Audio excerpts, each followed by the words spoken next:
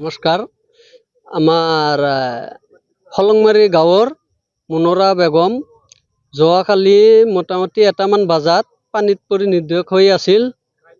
আমাৰ SDF বাহিনীক phone কৰাৰ লগে লগে আধা ঘণ্টা পিছত আহুন উপস্থিত হৈছে। কালিৰ পে বিচাৰ কৰাতে সন্ধ্যালৈকে আহুন চাইছে, চাৱাৰ পিছত পোৱা নাই। আজি আৰু ৰাতিপুৱা মোটামুটি 7টামান বজাৰ পে আৰু বিচাৰ কৰা হৈছে। মোটামুটি 1 কিলোমিটাৰ দূৰত মানুহটো এতিয়া 10টামান বজাত উদ্ধাৰ কৰা গৈছে। SDF বাহিনী আমাৰ ধুমাৰপাতাৰ আৰক্ষী চকী গোটেইকেইটাই ৰাইজ মিলি আমাৰ এতিয়া উদ্ধাৰ হৈছে। মানুহটো মানে বিৰাট অনুভৱ কৰি আছিল যে মানুহটো পাওক বুলি আশা আছিল।